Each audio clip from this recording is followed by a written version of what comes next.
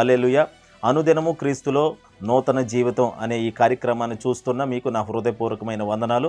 యేసుక్రీస్తు మిమ్ములను ప్రేమిస్తున్నాడు. Jesus loves you. హల్లెలూయా.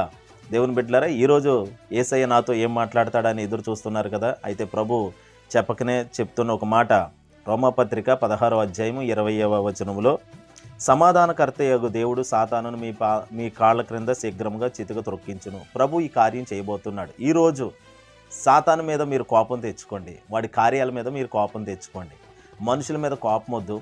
మనుషులు విరోధంగా ప్రవర్తించారని, మనుషులు ఏదో మీకు విరోధంగా మాట్లాడారని, వారు విరోధంగా ఏదో కార్యం చేశారని, మీకు శత్రువులుగా వాళ్ళు ఉన్నారని ఏమాత్రం తలంచొద్దు, అలా అనుకోవద్దు. కానీ అపవాది వారిని అలా ప్రేరేపించిన కారణంగా వాళ్ళు, మనుషులైన వాళ్ళు, మీ బంధువుల్లో కానివ్వండి, ఇంట్లో కానివ్వండి, లేకపోతే మీ చుట్టుపక్కల ఉన్న ప్రజలు కానివ్వండి, వాళ్ళు ఎలాంటి వారైనా కానీ వారి మీద కోపపడవద్దు. ఎందుకంటే వారిలో అపవాది చొరబడి ఒకవేళ వారిని విరోధంగా ప్రేరేపించాడేమో, వారిది తప్పు కాదు. అపవాది అలా మీకు విరోధంగా లేచాడు. అయితే మీరు బలం తెచ్చుకోండి.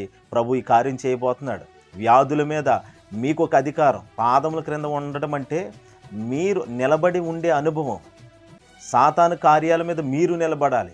వాడు మన ఎదుట నిలవబడకుండా పారిపోవాలి. వాడు మన జీవితంలో నిలబడడం కాదు, మనమే అపవాది కార్యాల మీద, వాడి ప్రయత్నాల మీద పాదాలు మోపి నిలబడాలని ప్రభు చూస్తున్నాడు. హల్లెలూయా. దేవుని బిడ్డలారా, ఇదిగో సమాధానకర్తయగు దేవుడు అని ఇక్కడ వ్రాయబడింది. యేసయ్య ఎవరో? సమాధానకర్త అయిన. హల్లెలూయా. సమాధానకర్త అయిన దేవునికి మన హృదయంలో చోటు ఉండాలి. అనగా మనలో నుండి సమాధానం బయటకు వస్తే ఆయన మనలో ఉన్నట్టే. ఎక్కడో అల్లరి జరుగుతుంది, వివాదాలు జరుగుతున్నాయి మీ జీవితంలో. అయితే ఆ సమయంలో మీరు సమాధానంగా ఉన్నారనుకోండి, సాతాను సిగ్గుపడతాడు. గొడవకి ప్రతి గొడవ, కీడికి ప్రతి కీడు చెయ్యొద్దు. సమాధానంగా ఉండండి. కీడుకు ప్రతి కీడు చేయక సమాధానమును వెదకి దాని వెంటాడుడి అని కూడా లేఖనం చెప్తుంది. సమాధానంతో ఉన్నాం అనుకోండి, ఎలాంటి పోరాటంలోనైనా, ఎలాంటి ప్రతికూల పరిస్థితిలోనైనా నిమ్మళంగా సమాధానంగా ఉంటే, సముద్రపు పొంగును అణిచిన దేవుడు, గాలి శబ్దాన్ని ఊరుకో అని గద్దించిన దేవుడు, ఆయన సమాధానకర్తగా మనలో ఉన్నప్పుడు, మనం సమాధానంగా ఉన్నప్పుడు, నోటికి నోరు, దెబ్బకి దెబ్బ, పంటికి పళ్ళు అన్నట్టు కాకుండా మనం సమాధానంగా ఉంటే చాలు. చిరునవ్వుతో, ప్రేమతో ఉంటే చాలు. అన్ని గొడవలు సద్దుమణిగిపోతాయి యేసు నామములో. హల్లెలూయా. అయితే చూడండి, సమాధానం ఉన్న చోట దేవుడు గొప్ప కార్యాలు చేస్తాడు.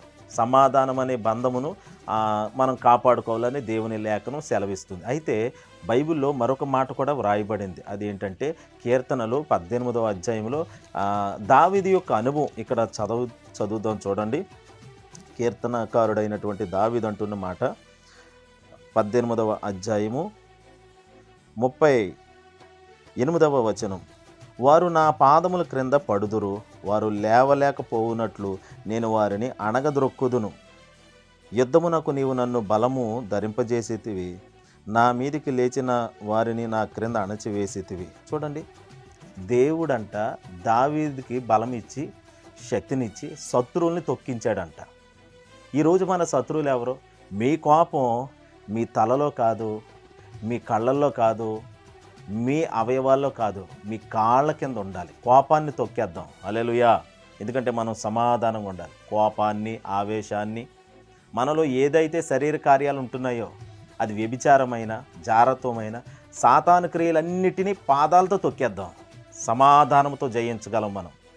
అయితే ఒకవేళ అప్పులు, సమస్యలు, శ్రమలు, రోగాలు, రుగ్మతలు, కీడులు ఇవన్నీ ఉన్నాయేమో, అవన్నీ మన పాదాల క్రింద ప్రభు ఉంచబోతున్నాడు. ఎందుకంటే ఈ కీర్తనకారుడు అంటున్న మాట మరొక వచనంలో, అదే అధ్యాయం 32వ వచనంలో, నాకు బలము ధరింపజేయవాడు ఆయనే. బలం ఇచ్చేవాడు ఆయనే.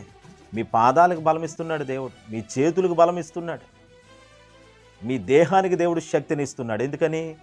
మనుషులతో మనం వివాదం ఆడటానికి కాదు, గొడవలు పెట్టుకోవడానికి కాదు, సాతాను క్రియల్ని తొక్కడానికి. మీరు సాతాను క్రియల్ని జయించబోతున్నారు.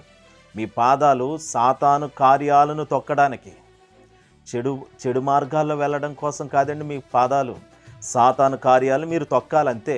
మీరు గురి కలిగి ఉండండి, ఆ దర్శనం కలిగి ఉండండి. నేను సాతాను కార్యాలను తొక్కుతాను అని మీరు మనసులో అనుకోనండి. తొక్కడం అంటే ఏదో కిందేసి ఎవరినో తొక్కినట్టుగా తొక్కుతామని కాదు.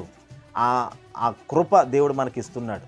ఆత్మలోనే మనం తొక్కాలి. ఆత్మలో రేపబడుతూ ఉంటే కోపం వచ్చింది ఇప్పుడు. ఎవరో మీకు విరోధంగా మాట్లాడారు. వెంటనే తిరిగి మీరు కూడా ఏదో అనాలి.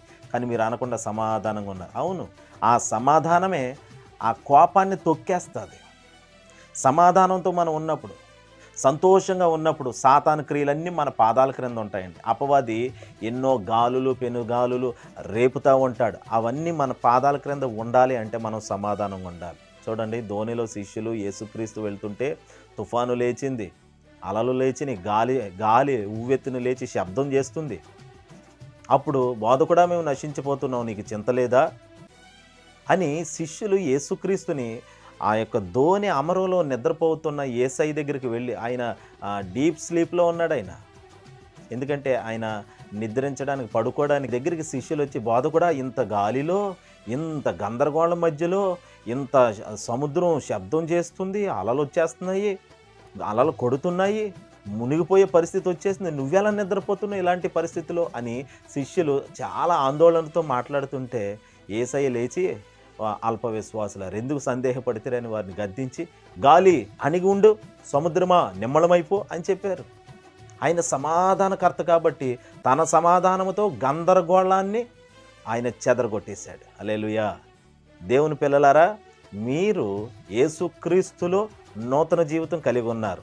ఈరోజు ఒక నూతన కార్యం దేవుడు మీ జీవితంలో చేయబోతున్నాడు. కాబట్టి మీ సమాధానముతో ప్రతి గందరగోళాన్ని మీరు చెదరగొట్టగలరు. మీ పాదాలకి దేవుడు బలమును శక్తినిచ్చాడు.